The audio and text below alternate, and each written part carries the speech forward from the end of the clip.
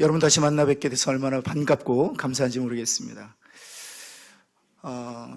제가 올해 저희 교회를 섬긴 지 7년이 돼서 안식년차 한 6개월 정도 떠나 있었습니다. 제 안식년을 하면서 첫 번째가 저희 어머님을 섬기는 것이었습니다. 저희 어머님께서 치매셨어요.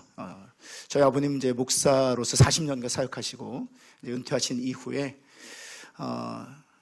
사실 저희 아버님이 제 나이를 보아서는 저희 아버님이 한 75세, 한 80세 되시는 것이 맞는데 저희 아버님이 이제 내년은 90세이십니다. 예, 늦게 저를 낳으셨어요. 예, 그래서 늦게 결혼하셨고 늦게 낳으셨죠. 36세 결혼하시고 37에 저를 보셨으니까, 아니다, 37에 결혼하시고 38에 저를 보셨으니까 저는 저희 아버님 40대가 기억나지 않습니다.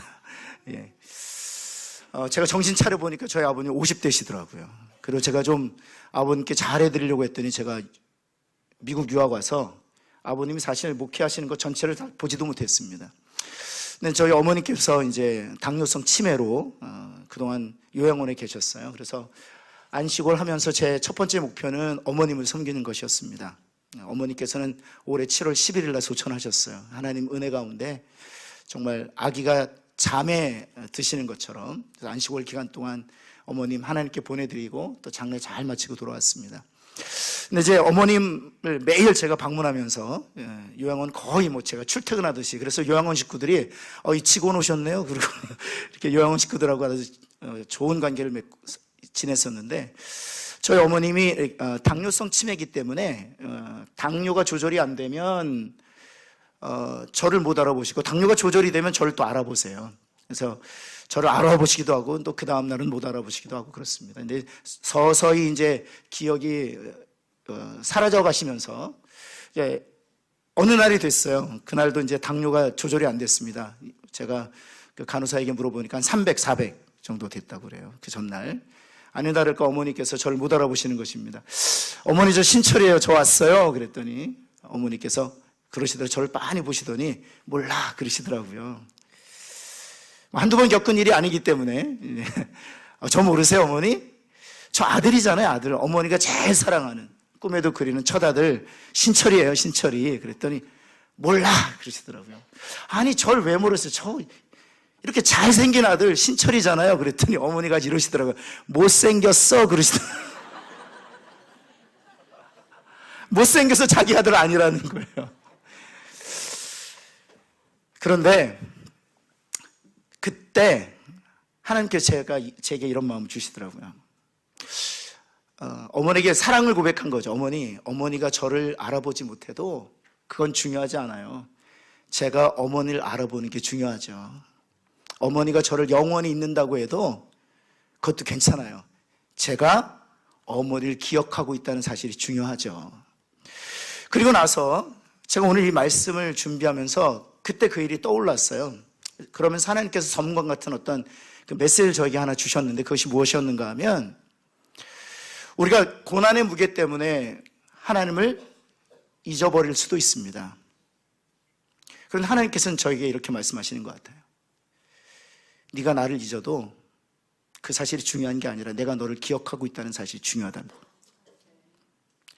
때로는 너무 삶이 힘들어서 지쳐서 하나님 없이 마치 하나님이 계시지 않은 것처럼 그렇게 깊은 수렁 가운데 나를 내몰아 갈 수도 있어요. 근데 하나님 말씀하세요. 그것도 중요하지 않아요. 하나님이 저와 여러분을 기억하시다는 사실이 중요합니다.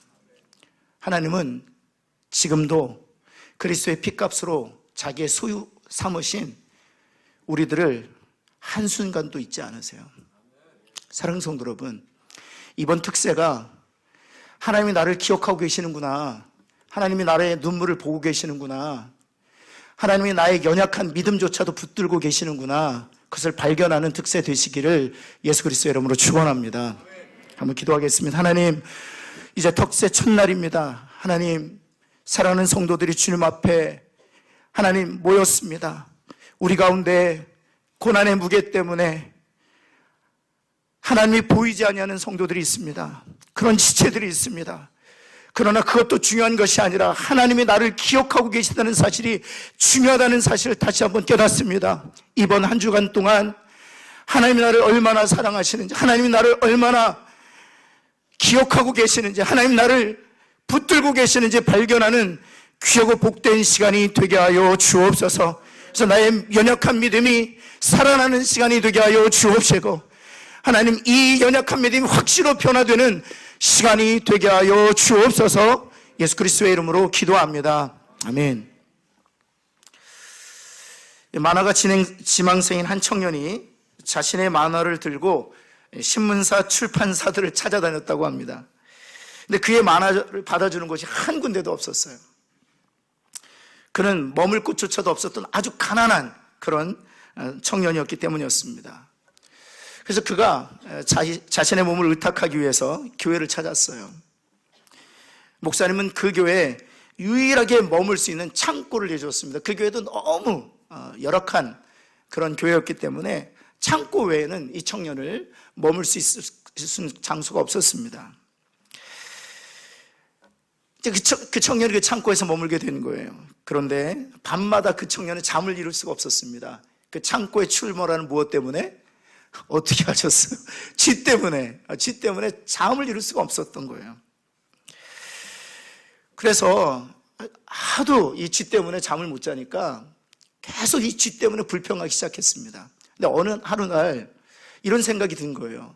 내가 이 쥐 때문에 이렇게 불평할 것이 아니라 내가 만화가인데 이 쥐를 보면서 무엇을 그리자? 만화를 그리자는 거예요. 쥐를 보면서. 그래서 쥐하고 친구가 돼가지고 하나씩 만화를 그리기 시작했어요. 한 6개월 이상을. 그리고 나서 탄생한 캐릭터가 있습니다. 뭘까요? 역시 디사이플 교회는 또 미키마우스. 그 청년의 이름이 뭘까요? 월트 디즈니. 저는 이 이야기를 보면서 고난은 누구에게나 주어집니다. 옆에 있는 분에게 당신에게도 고난이 있습니다 한번 할까요? 고난은 누구에게나도 주어집니다. 여러분 제자들의 풍랑을 건널 그들은 예수님과 함께 있었어요. 예수님과 함께 같은 배에 있었어요. 그럼에도 불구하고 그들은 풍랑을 만났어요. 여러분 누구나 고난을 당합니다. 하나님께서 택하신 모세 역시 여러분 수많은 고난을 당했어요. 백성들이 원망했죠. 또 뿐만 아니라 여러분 미리암과 아론이 그의 리더십에 의문을 제기하죠. 그 다음에 가데스 바네아에서 정탐꾼을 보낸 이후에 이스라엘 백성들이 어떻게 반응합니까? 지도자를 갈아치려고 해요. 여러분 모세도 수많은 고난을 당했어요. 중요한 것은 무엇인가 하면 고난을 당할 때 그 고난에 대해서 어떻게 반응하느냐가 중요하다는 사실이에요. 고난 당하는 것 자체가 중요한 것이 아니라 고난에 대해서 어떻게 반응하느냐가 그 결과를 만들어낸다는 사실입니다. 한번 따라해 볼까요? 고난이 중요한 것이 아니라 고난에 어떻게 반응하는가가 결과를 만들어낸다. 그렇습니다. 고난에 어떻게 반응하느냐가 결과를 만들어낸다는 것이죠. 오늘 이 룻기의 주인공은 누구겠습니까? 사실 우리가 룻이라고 생각하지만 또 보아스라고 생각하지만 여러분 1장 2장을 보면 1장 2장의 주인공은 나오미예요. 여러분 한번 나오미가 당한 한번 고난 그 깊이를 우리 함께 살펴보도록 하겠습니다. 우리 1장 1절 한번 보시겠습니다. 사사들이 치리하던 때에 그 땅에 흉년이 들었다라고 되어 있습니다. 이것이 나오미가 당했던 첫 번째 고난이었습니다. 흉년이 들었다는 것입니다. 인생 살다 보면 흉년을 맞이할 때가 있습니다. 그런데 여기서 우리가 주목해야 될 단어가 하나 있습니다. 흉년이 들었는데 어느 땅에 흉년이 들었다고요? 땅에 흉년이 들었다고 되어 있지 않고요. 그 땅이 흉년이 들었다고 되어 있습니다. The land라고 되어 있어요. 이렇게 정관사가 붙어 있는 것은 무엇을 얘기하는 것입니까? 누구나 다 알고 있는 땅이에요. 그 땅은 어떤 땅입니까? 하나님께서 아브라함과 야곱과 이삭에게 약속으로 주신 땅이에요. 하나님이 주신 땅, 영원한 기업으로 주신 땅이에요. 이것은 여러분 아브라함과 이삭과 야곱 그리고 그 후손 이스라엘 백성들이 자신의 욕심을 따라 선택한 땅이 아니었습니다. 자신의 계획을 따라서 얻게 된 땅도 아니었어요. 거주하게 된 땅도 아니었어요. 하나님께서 가라 하신 땅이었어요. 그리고 하나님께서 영원한 기업으로 그의 후손들에게 주신 하나님이 주신 땅이었어요. 근데 그 땅에 무엇이 들었다고요? 흉년이 들었다고요. 하나님께서 우리에게 약속으로 주신 것들이 있습니다. 하나님께서 우리에게 약속으로 주신 가정들이 있고요. 때로는 하나님께서 우리에게 약속으로 주신 기업이 있어요. 때로는 하나님께서 약속하신 꿈과 하나님께서 약속하신 계획들이 있어요.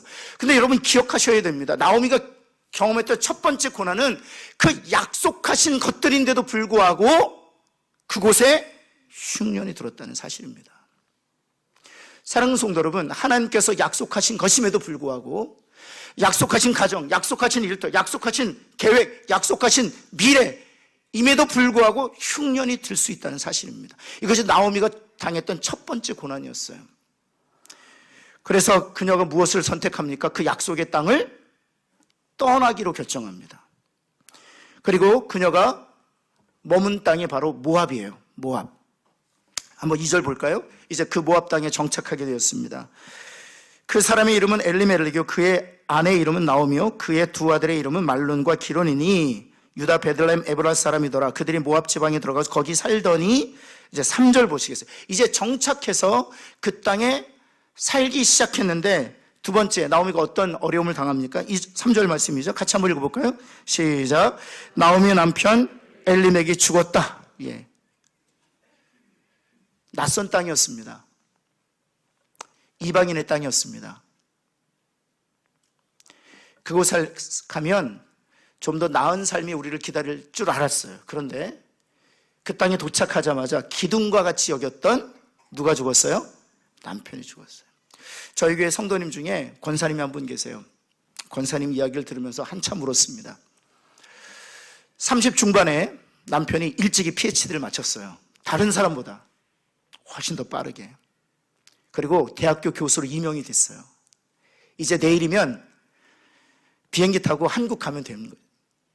남편이 이제 그동안 공부했던 연구실을 정리하기 위해서 학교로 떠났습니다. 저녁이 됐는데도 소식이 없는 거예요. 권사님이 30대 중반이었는데 이곳저곳 수소문 합니다. 남편을 본 사람이 없었어요. 밤중에 전화 한 통이 걸려왔어요. 경찰서에서 전화가 왔어요. 남편이 교통사고로 현장에서 즉사했다는 것입니다. 아들 둘, 그때 권사님 얘기로는 이제 막 초등학교 들어가고 이제 유치원 들어가는 남매 둘 남겨놓고 그렇게 남편은 세상을 떠났습니다. 그렇게 권사님이 30년을 혼자 사셨어요. 제가 그 얘기를 듣는데 30대 중반에 그 어린 남매를 손에 잡고 무슨 생각을 하셨을까, 그런 생각. 여러분, 나오미가 바로 그런 상황이에요. 나오미가. 그런데 그런 역경도 딛고 이제 한 10년쯤 됐어요. 10년쯤 됐어요. 여러분, 한 4절 말씀 보시겠습니까? 그들은 모압 여자 중에서 그들의 아내를 맞이하였는데, 그렇죠? 이제 두 아들이 장성해서 이제 장가를 가게 됐죠. 하나의 이름은 오르바요, 하나의 이름은 루시더라. 그들이 거주한 지 몇 년 됐다고요? 10년쯤 됐어요. 이제 경제적인 안정을 누리게 되었습니다. 이제 두 다리 뻗고 이제 살만하게 됐어요. 걱정과 시름을 이제 한켠으로 제껴놓을 수 있게 되었습니다. 그런데 10년쯤 되었을 때 나오미가 세 번째 고난을 당하죠. 5절 말씀입니다. 두 아들이 어떻게 되었습니까? 죽었어요. 여러분, 이 정도 되면 이것을 가리켜서 우리가 삼각파도로 갑니다. 삼각파도. 여러분, 집채만한 배도 바다에서 이 삼각파도를 만나면 전복됩니다. 그래서 모든 항해사들은 이 삼각파도를 만나지 않기 위해서 노심초사해요. 삼각파도를 만나면 모든 배는 쓰러지게 돼 있어요. 여러분, 지금 나오미는 이 삼각파도를 만난 것이죠. 하나님께서 약속으로 주신 땅에 흉년이 들었어요. 하나님께서 약속으로 주신 것이었습니다. 영원한 기업으로 주신 것이었어요. 그럼에도 불구하고 흉년을 마주했습니다. 기둥같이 여겼던 남편이 죽게 되었어요. 이제 10년쯤 지나서 이제 경제적으로 안정되어서 이제 두 다리 뻗고 편안하게 살 수 있었는데 그때 두 아들이 죽게 되었습니다. 이것이 나오미가 당한 고난의 실체예요. 여러분, 우리가 성도들을 이렇게 제가 신방에 보면 누구나 이런 고난을 맞이하고 삽니다. 여러분, 나오미는 하나님의 백성이에요. 이스라엘이라는 것은 모든 나라 중에서 하나님께 택하신 재산과 같은 나라들이었습니다. 여러분, 그럼에도 불구하고 하나님의 사람이었고 하나님께서 택하신 사람이었음에도 불구하고 이런 고난을 당했다는 사실입니다. 근데 중요한 것은 이 고난에 대해서 어떻게 반응하느냐, 고난에 대해서 어떻게 반응하느냐, 그리고 이 고난을 통해서 하나님께서 어떤 계획을 갖고 계시느냐를 읽어내는 것이 오늘 중요해요. 우리 같이 한번 보겠습니다. 나오미가 이 고난에 대해서 어떻게 반응하는지 한번 보시겠습니다. 우리 한번 13절 말씀입니다. 13절 말씀. 13절 말씀 제가 보겠습니다. 성경을 가지고 계시면 13절 보시겠습니다. 제가 읽겠습니다. 너희가 어찌 그들이 자라기를 기다리겠으며 어찌 남편 없이 지내겠다고 결심하느냐. 내 딸들아, 그렇지 아니하라. 여기서부터 중요합니다. 같이 한번 읽어볼까요? 시작. 여호와의 손이 나를 치셨으므로 나는 너희로 말미암아 더욱 마음이 아프도다. 여러분, 이 나오미가 이 고난을 어떻게 해석하고 있냐면, 누가 나를 치셨다고요? 이 고난은 하나님이 나를 치신 결과라는 것입니다. 수많은 성도들이 고난을 당하면 하나님이 나를 치셨다라고 생각해요. 여러분, 이 고난을 다룰 때, 또 누군가 고난을 당할 때 이 고난을 잘 다루셔야 돼요. 왜냐하면 이 고난은 그 원인이 참 다양해요. 그리고 그 고난을 통해서 이루어 가시려고 하는 하나님의 계획도 아주 다른 모습을 가지고 있어요. 따라서 이 고난을 아주 단순하게 해석하시면 안 돼요. 이 고난은 아주 좀 더 주의 깊게, 그리고 좀 더 깊이 있게 다뤄야 돼요. 여러분, 이 나오미가 당한 이 고난, 그리고 이 고난을 통해서 이루려고 하시는 하나님의 계획은 좀 더 다릅니다. 그러나 나오미는 일반적으로 이 고난에서 어떤 라는 이해를 가지고 이 고난을 해석하려고 한다는 것이죠. 여러분, 또 한번 20절 말씀만 보시겠습니까? 20절 하반절입니다. 20절 하반절에 보면, 이는 전능자가 나를 심히 괴롭게 한 결과, 내가 지금 이런 고난을 당하고 있는데 이 고난을 당한 것은 전능하신 하나님이 나를 괴롭게 한 결과라는 것입니다. 여러분, 우리 중에 혹시 고난 당하는 일 있습니까? 그 고난을 나오미처럼 이해하고 나오미처럼 해석하시는 분이 계십니까? 오늘 하나님께서 주신 말씀에 귀 기울여 보실 수 있었으면 좋겠습니다. 이렇게 고난을 하나님께 나를 치신 결과, 그리고 전능자가 나를 괴롭게 하신 결과로 이해하게 될 때 나타나는 현상이 있어요. 그것이 무엇인가 하면 자기 정체성에 대한 부정적 인식이에요. 한번 여러분 보시겠습니까? 20절 한번 보실까요? 20절 상반절 한번 같이 한번 읽어보겠습니다. 시작. 나오미가 그들에게 이르되 나를 나오미라 부르지 말고 마라라 부르라. 여러분, 하나님께서 나를 치신 결과로 내가 고난을 당한다, 전능하신 하나님께서 나를 괴롭게 하신 결과로 말미암아 내가 고난을 당했다 라고 이 고난을 해석해버리면 그 다음 따라 나오는 것이 무엇인가 하면 자기 자신에 대한 부정적 인식이에요. 그것이 무엇인가 하면 나는 저주받은 인생, 나는 형편없는 인생, 나는 쓸모없는 인생. 여러분, 그것이 나오미가 가지고 있었던 자기 자신에 대한 규정이었습니다. 무엇이라고 부르라고요? 나오미라 부르지 말고 마라라 부르라는 것입니다. 나오미라는 뜻은 무엇인가 하면 달콤함이라는 뜻이에요. 이 달콤함이라는 뜻은 무엇인가 하면 하나님께서 주시는 은혜와 축복을 누린 자로서 갖게 되는 달콤함이에요. 그런 달콤함이라는 이름을 가지고 있었지만 더 이상 나는 달콤함으로 불리울 수 없다는 것입니다. 왜냐하면 누가 나를 치셨기 때문에, 하나님이 나를 치셨기 때문에, 전능하신 하나님께 나를 괴롭게 하셨기 때문에 하나님께서 주시는 그 구원의 즐거움, 그 하나님께서 주시는 은혜와 축복으로 말미암아 주어진 달콤함이라 나를 규정할 수 없다는 것입니다. 나를 오히려 무너지라고 부르라는 것입니까? 라는 것입니다. 마라가 무슨 뜻입니까? 쓰다는 거죠. 나는 쓰디 쓴 인생이라는 것입니다. 나는 쓰디 쓴 물을 토해내는 인생이라는 것입니다. 내가 하는 모든 일은 저주받은 것이고 나는 내 인생 자체가 형편없는 인생이라는 거예요. 그것이 바로 고난을 하나님이 나를 치셨다, 전능하신 하나님께 나를 괴롭게 하셨다라고 해석할 때 나오는 자기 자신에 대한 부정적인 인식이에요. 근데 여러분, 그것이 맞습니까? 우리 그리스도인들이 자기 자신이 형편없는 인생, 쓸모없는 인생, 저주받은 인생이라고 규정하는 것이 맞는 것입니까? 여러분, 이 모든 일의 이유가 어디 있는가? 이렇게 자기 자신을 이렇게 규정해버린 이유가 어디 있는가? 그리고 하나님께 나를 치셨다라고 이 고난을 해석하는 이유가 어디 있는가? 그 근저에 있는 이유가 무엇인가 하면 죄책감 때문에 그래요. 우리 안에 아직도 해결되지 않은 죄책감, 보혈로 말미암아 죄 사함 얻게 되었고 우리가 영혼이 온전케 되었음에도 불구하고 여전히 우리 안에서 해결되지 않은 죄책감이란 문제 때문입니다. 여러분, 이 죄책감을 어떻게 정의하고 계십니까? 저는 이렇게 정의합니다. 죄책감이란 죄에 대하여 책임지려는 감정이에요. 그게 죄책감이에요. 어렵지 않아요. 죄책감이란, 한번 때로, 죄책감이란 죄에 대하여 책임지려는 감정, 그게 죄책감이에요.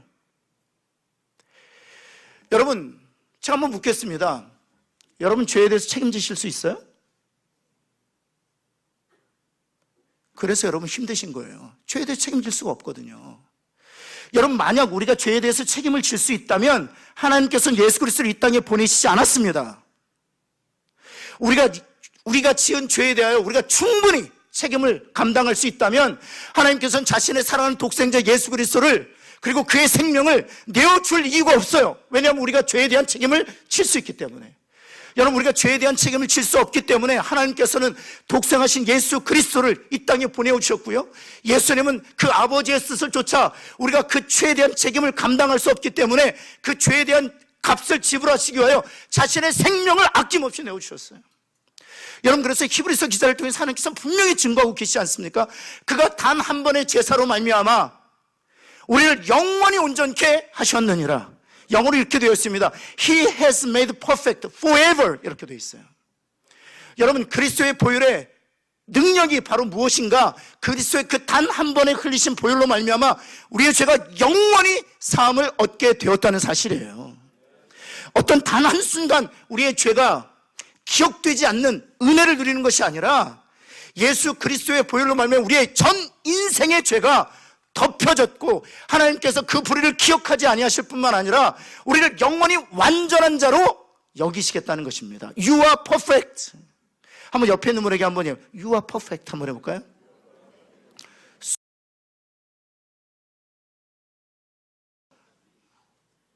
여러분, You are perfect 하면 우리에게는 이래야 돼요. 이런 컨퍼런스가 Yes, I am perfect. 왠지 아세요? In Christ Jesus. 그리스도 안에서 나는 퍼펙트한 존재. 여러분, 하나님께서는 히브리서를 통해 분명히 말하세요. He has made us perfect forever.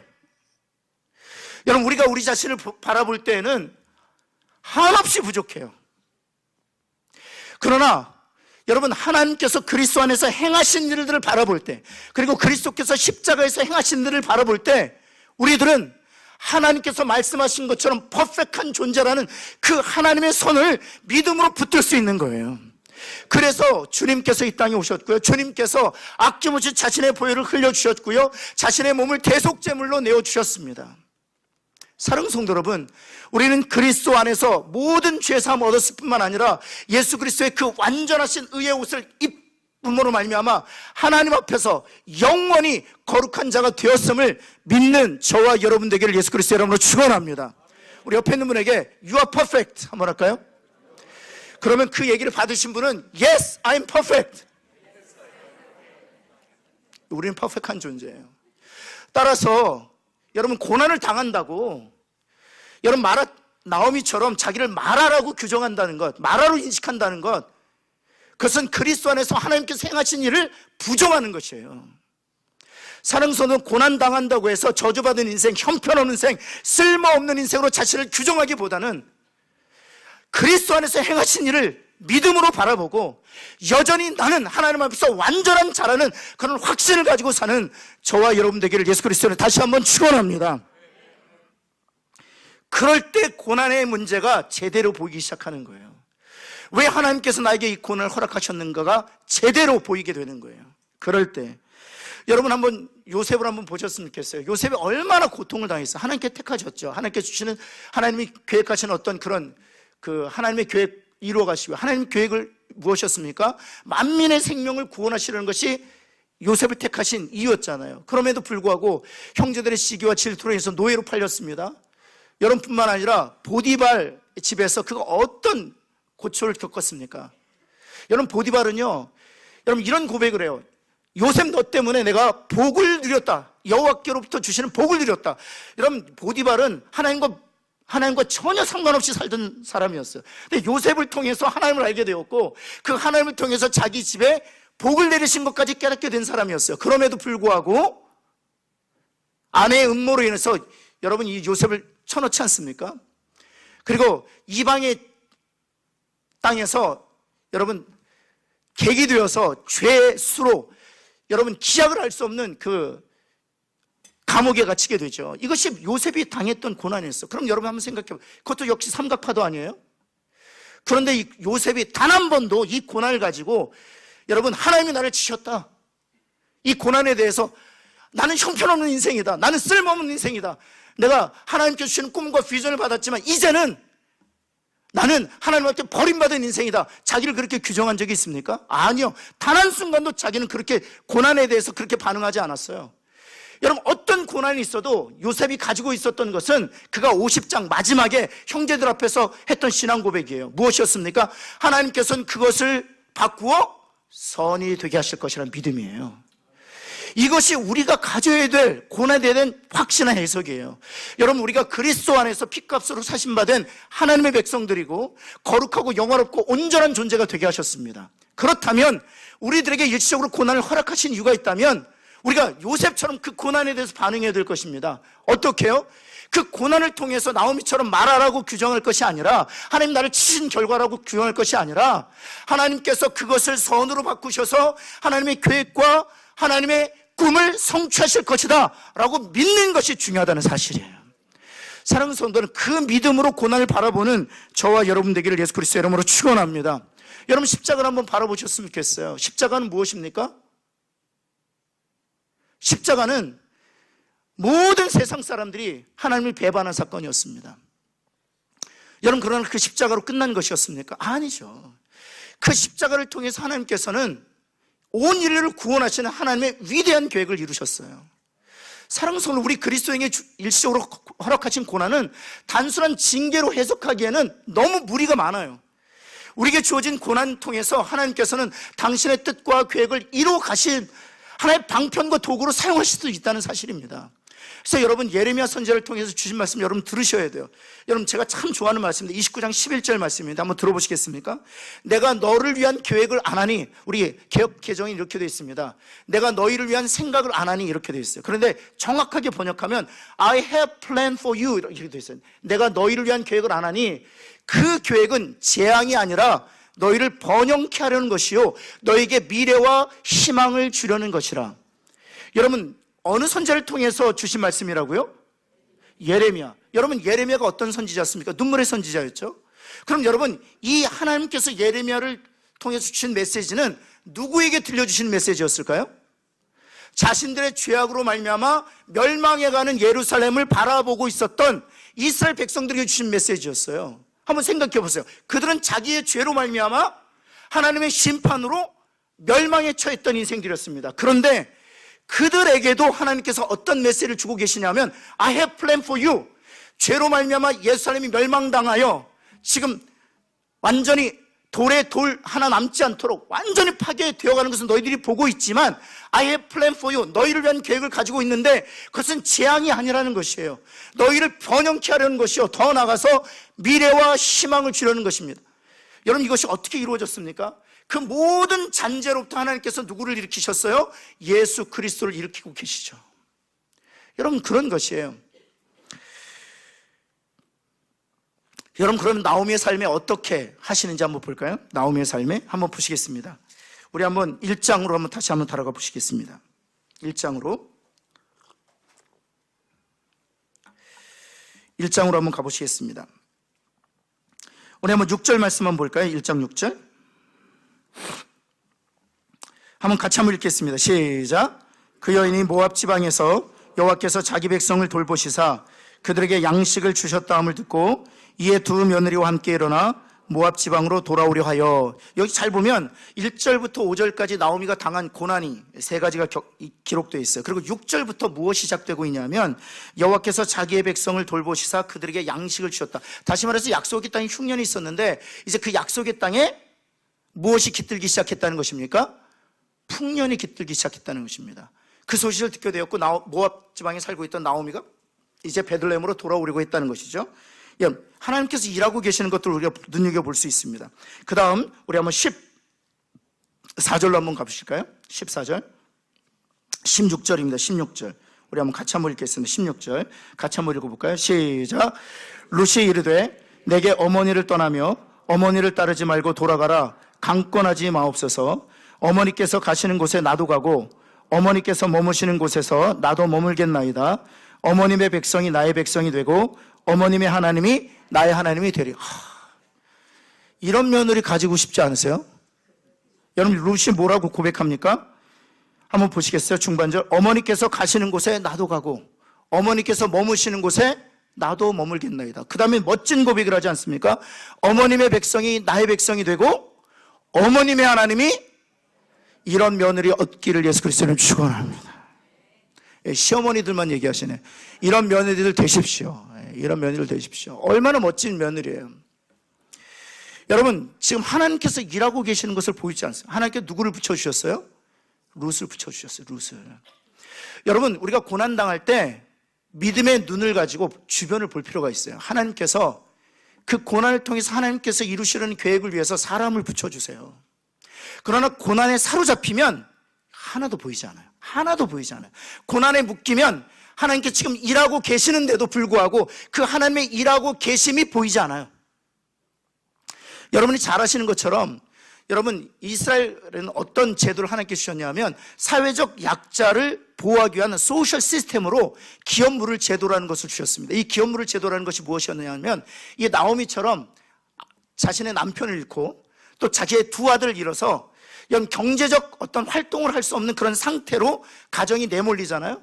그러면 가장 가까운 친족이 딸이나 자신의 며느리와 계대 결혼을 통해서 그 가정의 경제적 회복을 위해서 그리고 경제적 복구를 위해서 노력하게 돼 있어요. 그것이 기업물을 자의 제도예요. 그것이 하나님께서 이스라엘 백성들에게 주신 약속입니다. 그것이 왜 하나님께서 주셨냐 하면 하나님께서 아브라함과 야곱과 이삭에게 이렇게 약속하셨거든요. 너의 후손이 이 땅을 영원한 기업으로 얻게 될 것이라. 그래서 하나님은 하나님 택하신 백성 중에 단 한 사람도 잃어버리지 않기를 원하셨거든요. 그래서 경제적인 활동이 완전히 제로가 된 상태가 되었을 때 가까운 친족이 그 기업을 담당해서 그 기업을 회복할 수 있는 이 소셜 시스템을 주셨어요.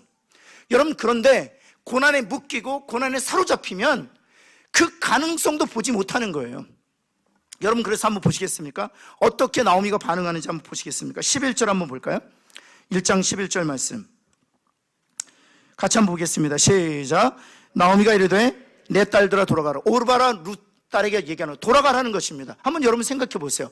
두 딸이 돌아가면 이 기업물을 제도 하나님께서 그 가정을 회복시키기 위하여 이미 오래전부터 예비하신 이 기업물을 제도 를 통해서 이 가정이 회복될 수 있겠습니까?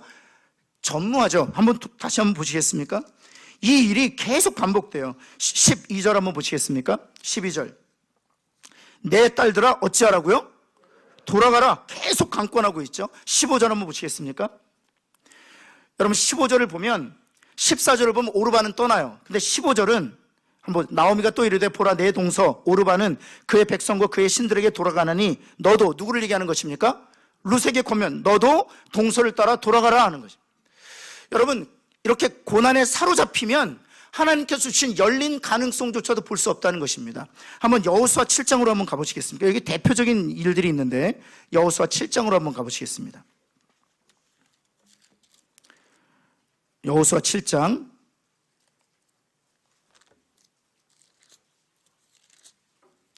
여러분 여호수아 6장이 여리고성에서 승리하는 장면이고 여리고성 7장이 여러분이 잘 아시는 것은 아이성의 패배를 기록되어 있어요.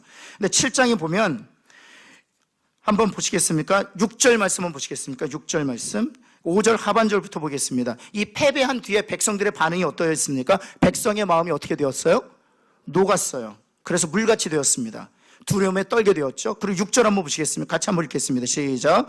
여호수아가 옷을 찢고 이스라엘 장로들과 함께 여호와의 궤 앞에서 땅에 엎드려 머리가 티끌을 뒤집어쓰고 저물도록 있다가 여러분 백성들의 마음이 녹았어요. 아이성 전투에서 패배한 이후로 두려움에 사로잡히게 되었어요. 그리고 여호수아 이 이스라엘 군대를 이끌고 있는 이 여호수아는 옷을 찢었어요. 그리고 궤 앞에서 땅에 엎드려 머리에 티끌을 쓰고 뒤집어쓰고 저물도록 있었어요. 여러분 이 백성들과 지도자인 여호수아의 상황만을 보면 반응만 보면 아이성에서 엄청난 패배를 당한 것 같아요. 근데 여러분 여기에 보면 아이성에서 발생한 캐주얼티, 전사자의 숫자가 기록되어 있어요. 한번 보실까요? 5절 한번 보실까요? 5절. 아이 사람들이 그들을 몇 명 죽였어요? 몇 명 죽였어요? 여러분 이스라엘 군대의 숫자가 몇 명인지 혹시 아세요? 60만입니다. 그럼 지금 빨리 계산해 보세요. 60만 빼기 36. 59만 9,964명. 지금 여호수아에게는 몇 명이 아직도 남아 있어요? 여러분 이순신이 뭐라고 했습니까? 신에게는 12척이 남아 있나이다. 근데 여러분 여호수아는 지금 몇 명이 있어요? 36명 죽었어요. 그리고 아직 59만 9,964명이 남아 있어요. 그럼에도 불구하고 이스라엘 백성들과 여호수아의 반응은 무엇입니까?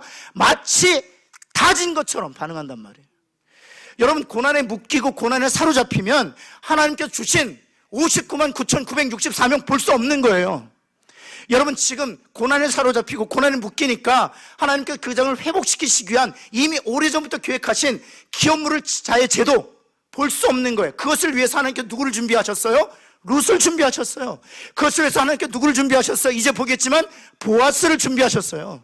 하나님께서 이미 나오미의 삶에 일하고 계시단 말이에요. 사랑하는 성도 여러분, 아무리 고난을 당한다고 했지만 그리스도의 핏값으로 사신 바 되어 하나님의 자녀가 된 그들에게 하나님께서 내버려 두지 아니하시고 우리의 삶 가운데 일하시고 계시는 하나님의 신주를 믿는 저와 여러분 되기를 예수 그리스도의 이름으로 축원합니다. 그러기에 믿음으로 뒤를 돌아보아야 돼요. 하나님께서 하신 일들을 눈여겨보아야 돼요. 어떤 사람들 내게 붙이셔 주시는지 보셔야 돼요. 그래야만 하나님께서 하신 일들을 내 눈 똑똑히 볼 수 있거든요. 여러분 한번 4장으로 룻기 한번 4장으로 한번 다시 돌아보시겠습니까? 하나님께서 어떤 일을 하시는지.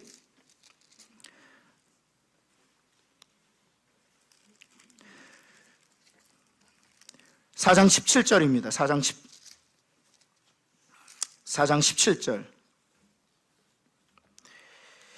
4장 17절 우리 한번 같이 한번 읽어보겠습니다. 시작.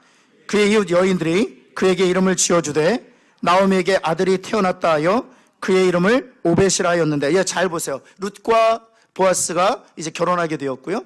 이제 오벳이라는 아들을 낳게 되었어요. 그는 다윗의 아버지인 이세 아버지. 그럼 이 오벳은, 오르반은 다윗의 어떻게 되나요? 그래, 증조. 여러분 한번 생각해 보세요. 다시 한번 복귀해 보세요. 나오미가 자기에게 주어진 고난을 어떻게 이해했어요? 하나님이 나를 치셨다. 그래서 나는 어떤 존재다? 나오미가 아니라 어떤 존재다?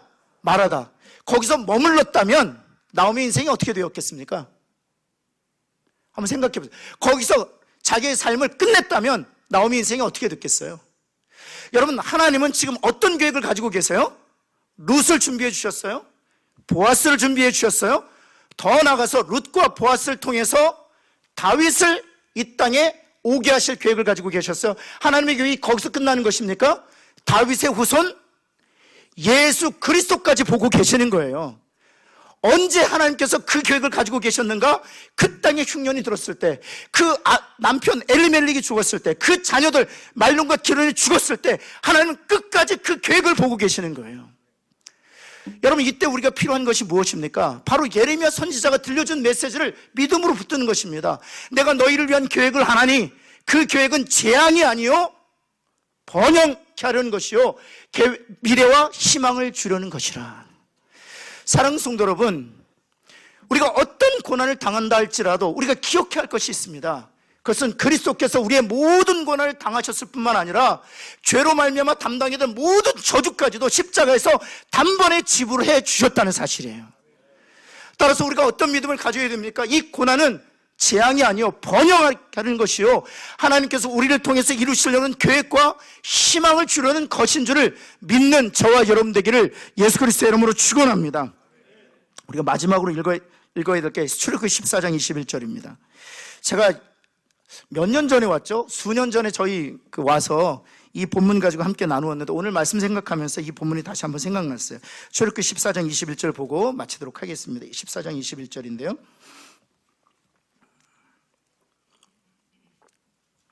(14장 21절이에요) 우리 한번 같이 한번 읽어보겠습니다. 시작. 모세가 바다 위로 손을 내밀매 여호와께서 큰 동풍이 밤새도록 바닷물을 물러가게 하시니 물이 갈라져 바다가 마른 땅이 된지라. 예. 여기에 보면 이제 세 가지 오해가 있다고 제가 그때도 말씀드렸었습니다. 이 홍해가 갈라지는 그 장면을 우리가 이렇게 생각할 때 세 가지 오해가 있어요. 첫 번째 오해가 무엇인가 하면 모세가 지팡이로 내리쳤다 하는 것입니다. 그거는 찰톤 헤스턴의 주연에 쉽게 해서 영향을 받은 게 크죠. 여러분 혹시 아십니까? 모세의 지팡이가 어느 건지 아세요? 모세의 지팡이가 아직 그 박물관에 있습니다. 모르셨죠? 터키 이스탄불에 가면 그 술탄이 전 세계에서 모아놓은 그 유물들이 있어요. 거기에 모세의 지팡이가 있어요. 스틱이에요, 스틱. 사진 못 찍게 돼 있는데 인터넷 찾아보니까 다 올라와 있더라고요. 나중에 한번 찾아보세요. 모세의 지팡이 그러면 딱 이렇게 박물관에 기록되어 있습니다. 근데 여러분 지팡이로 내리쳤다. 한번 보실까요? 21절. 어떻게 갈라졌어요? 모세가 바다 위로 손을 내밀었어요. 이게 첫 번째 오해예요. 손을 내밀었어요. 손을 내밀었어요. 두 번째 오해가 무엇입니까? 그것이 무엇인가 하면 한 번에 갈라졌다. 한 번에 갈라졌다. 이렇게 저를 한번 보시겠습니까? 이 10개를 보면 헐리우드에서 만난 영화 보면 이게 스펙타클 해야 되잖아요. 그래서 멋진 이렇게 된 지팡이로 딱 치니까 쫙 갈라졌죠. 근데 여기에 보면 시간이 있어요. 시간. 21절에 보면 시간이 있어요. 어떻게 되어 있습니까? 밤새도록. 그러니까 한 번이 아니에요. 밤새도록 갈라졌어요. 밤새도록 갈라졌어요. 그런데 또 하나의 오해가 있어요. 그때 제가 여러분과 나눌 때 이 말씀 가지고 나눴어요. 뭐냐면 어디서부터 갈라졌냐는 거예요. 모세 앞에서부터 갈라졌을까요? 모세 반대쪽에서부터 갈라졌을까요? 그때 제가 말씀드렸어요. 어느 쪽에서부터? 반대쪽에서부터 갈라졌습니다. 모세 앞에서부터 갈라지지 않았어요. 한번 볼까요? 21절 보면 밤새도록 바닷물을 물러가게 하시니 그 다음 뭐라고 여호와께서 큰 무슨 풍? 동풍. 제가 그때도 말씀드렸는데 그냥 바람을 불러 홍해를 가르시니 하시면 되는데 이 동풍, 이 바람의 방향을 정확하게 기록하신 이유가 있습니다. 왜일까요? 물이 어디로부터 갈라져 갔는지를 우리로 하여금 깨닫도록 단서를 주신 거예요. 이 모세는 어디에 있었냐 하면 서쪽에 있었습니다. 모세가 선 자리는 서쪽이에요. 그럼 바람이 동풍이 어디서 부시는지 알죠? 동쪽에서 부는 바람을 동풍이라고 합니다. 그럼 동풍에서 불어요. 그러면 밤새도록 불었어요. 한 번에 갈라진 게 아니라. 그러면 모세 반대편에서부터 갈라진 거죠. 그리고 밤새도록 갈라졌어요. 여러분 그 홍해의 길이가 한 어느 정도 되는 줄 아세요? 제가 한강을 보니까 많은 분들은 반대편이면 보이겠지 이렇게 생각하시는 분들이 계세요. 한강이 1km예요. 제일 넓은 길이가. 홍해가 평균 폭이 몇 킬로인 줄 아세요? 놀라실 거예요. 아마 22km. 그럼 여러분 한번 생각해 보세요. 22km가 보입니까? 이 대답을 안 하시네. 22km가 보일까요? 잘 보세요. 모세는 바다 위로 손을 내밀었어요. 그리고 동풍이 불기 시작했어요. 그리고 밤새도록 바다가 갈라졌어요. 밤새도록. 한 번에 갈라진 게 아니라. 그렇다면 이게 질문이죠. 모세가 하나님의 말씀대로 손을 내밀 때 바다가 갈라진 것을 볼 수 있었는가 하는 거예요. 모세가 바다가 갈라지고 있구나를 언제쯤 알게 됐을까요? 새벽녘이 됐을 때까지. 그러면 모세가 얼마 동안 오랫동안 바다에 손을 내밀고 있었을까요? 갈라질 때까지. 여러분 모세는 원망하지 않았어요. 홍해 만났다고 해서 하나님 나를 치셨다고 생각하지 않았습니다. 홍해 만났다고 해서 형편없는 자라고 인식하지도 않았어요. 이 고난이 반드시 하나님께서 우리에게 하실 일이 있다고 믿었어요. 그리고 믿음을 가지고 하나님의 말씀대로 갈라질 때까지 인내함으로 기다렸어요. 우리에게 정말 필요한 것이 무엇인 줄 아세요? 하나님께서는 예수 그리스도를 우리에게 보내주셨습니다. 왜요? 사랑하시니까. 사랑하셔서 그리스도의 보혈로 우리를 건져주셨어요. 그러기에 천국 가는 그날까지 우리를 견고히 붙들고 계시는 줄 믿습니다. 그래서 우리가 이 시간 우리가 결단하고 다시 다짐해야 될 것이 있다면 모세처럼 믿음을 가지고 갈라질 때까지, 문제가 해결될 때까지, 아니 고난을 통해서 하나님의 뜻이 이루어질 때까지 그 자리에서 견뎌내는 거예요. 그리하면 우리는 보게 될 것입니다. 여러분 한번 모세 생각해 보세요. 수많은 사람들이 모세를 바라보면서 아무 일도 일어나지 않은 바다를 향하여 손을 내밀고 있는 모세를 바라보면서 조롱하지 않았겠어요? 조소하지 않았겠어요? 희롱하지 않았겠어요? 그럼에도 불구하고 믿음을 가지고 그 자리에 굳게 서서 갈라질 때까지, 하나님께서 하실 일이 보여질 때까지 그 자리를 버텨냈어요. 여러분 가정에서 버텨내시기 바랍니다. 여러분이 속한 공동체에서 버텨내시기 바랍니다. 교회에서 버텨내시기 바랍니다. 그리하면 마침내 우리는 하나님께서 하실 일을 보게 될 줄을 믿습니다. 같이 기도하겠습니다.